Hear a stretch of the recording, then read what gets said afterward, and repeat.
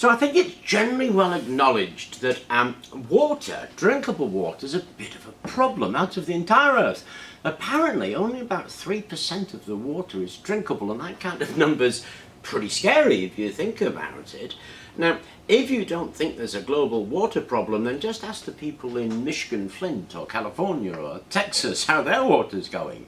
This is seen as a global problem, but interestingly enough, it's a global problem with local solutions, because every area differs, of course. Now, it boils down to a number of things. Basically, how we use water, how we recycle water, and how we're going to generate new water sources. And you might think, well, generate new water sources, how are you going to do that? It's just rain and rivers. But apparently, the air around you contains 6 times more water than all of the rivers in the world. I found that fascinating.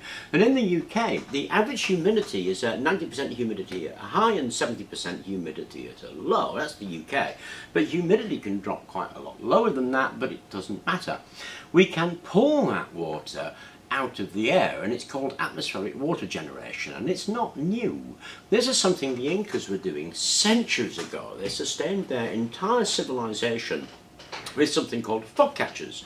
They're basically nets they hang up over the sea fog and collect the water and drip it into systems, and ran their entire irrigation system from that for hundreds of years, and they're still using it. Peru, which sits in a desert area really, and Lima's in a volcano, one of the driest cities in the world, suffers no water shortage at all because they use fog catchers to collect all their water.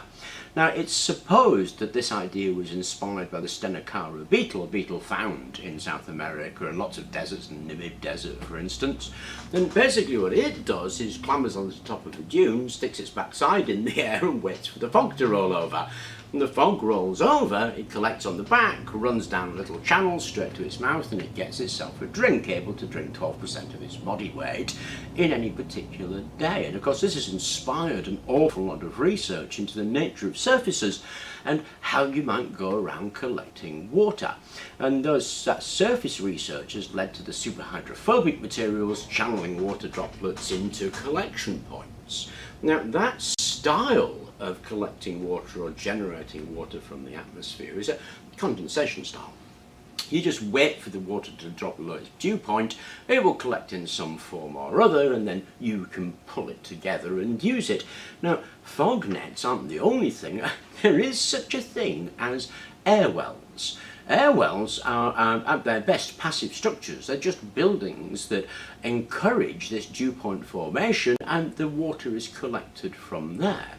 That condensation is also used in things like dehumidifiers and other water collectors, where you drop the temperature below the dew point, and the air that you're forcing over that, it's a bit like a fridge in reverse, collects in a tray and it forms perfectly drinkable water. This is a method that Beth Koeji is using in Kenya. She's using that kind of reverse air conditioner, sort of fridge, kind of condensation way of generating water in schools in Kenya.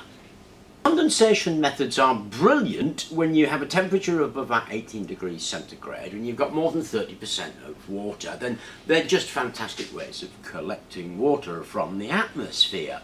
You can even use a Peltier device to run something like that. I mean, it would be pretty energy intensive, but what it sort of gives up for in terms of energy you get because of portability. And there is a product out now called the self-refilling water bottle, where it's basically a sheet with a water bottle underneath it, and it collects water in exactly the same way. And you're finding these condensation methodologies being put in place all over the place, including air wells now being constructed in India, along with solar-driven condensers. It is an astonishingly active area, but it is only one half of the coin, and that is absorption. Now, lots of materials will absorb water just by their very nature. You can buy these things in the UK. The air just floats over them really, and they suck the water out of the air. This is calcium chloride. But a lot of materials will do that. So things like zeolite, for instance, silica gel, which you find as the drying agent in lots and lots of electronics that you buy, will all do that job. I mean, they're passive when they're like this, but if we force the air through them, of course, we aren't talking about a few drops of water that a dry tongue may want to lick off a leaf. We're talking about litres of water. And of course, this is an extremely hot topic in research with the US military, heavily involved in it through DARPA, because they're looking for systems that can provide water, say, for 150 soldiers all day long and yet be carried by 2 or 3 men. And they came up with a gel that's a mix of cellulose and a gum called konjac gum. The performance of that material is unbelievable. At 30% humidity, it will produce 15 litres per kilo of gel per day. At 15% humidity, which is more or less desert conditions, it'll produce 6 litres of water per kilo per day. This is a huge amount of water. Of course, with these things, once you've absorbed all of that water, you of course have to get it back out, and getting it back out is a methodology of drying it. And there is a lot of ways to dry this thing. If you're short of on-grid power and you can't use drying, then obviously you just stick it in the sun with a plastic sheet over it and the sun will dry it for you, and that water can be reclaimed relatively easily. Absorption agents don't only have to be solid like this, they can also be liquid. So brine, for example, is a brilliant absorption agent, and if you effectively drip that down a tower, what it will do is suck the water right out of the air, and then of course you can concentrate that brine by removing the pure water. Of course, that is very closely related to desalination, so it is another huge area of research interest that is active and developing at a rate of knots. But that process of pulling water straight out of the air seems almost magical, really, and I agree with Beth Koji, who called her system magic water. She spelt it slightly different, M-A-J-I-K, I believe. Is a really a good name because there's just something fantastical about it. And it's hard to believe that there is so much water in the air. But here in the UK, we have an average high of 90% humidity and an average low of 70% humidity.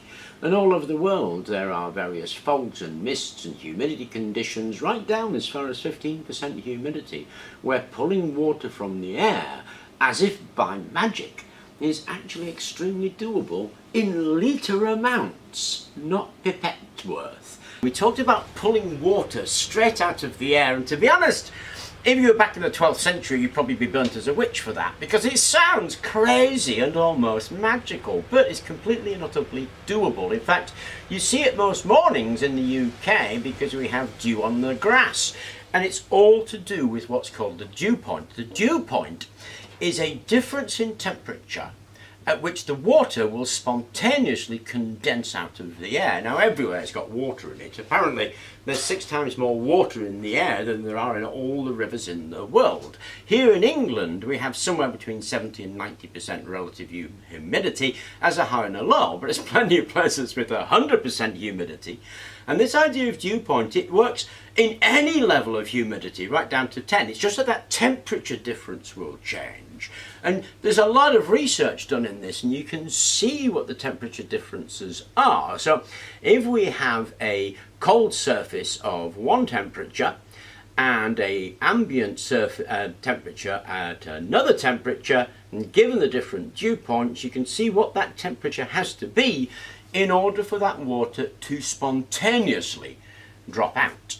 Now, if you have 100% humidity, you need like a degree or 2 of difference between those two things. If you have 70% humidity, you're getting to sort of 6-7 degrees difference, something like that. Now, you can see this really easily. Usually you can feel the humidity in the air like I can today, and if I take a cold surface out there, the water will just form on that surface. So this is a plate from my fridge. It's at about 4 degrees centigrade, and we are at about 20 degrees centigrade in the ambient.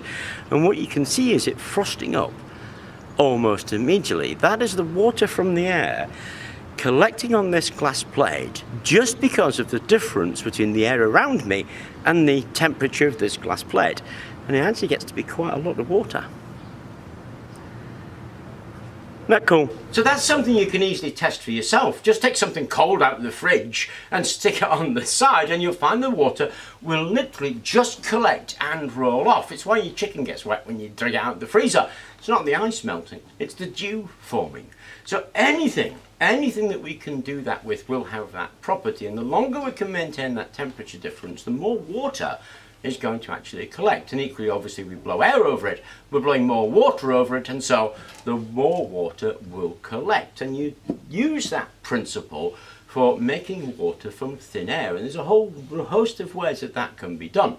Turns out what you want is something with a very light mass so it can't retain the heat, something that can radiate the heat out really, really well and stay cooler than the surrounding ambient. And this happens frequently at night. So when you wake up in the morning and you go out to your car, you'll see that dew has collected on the car windscreen.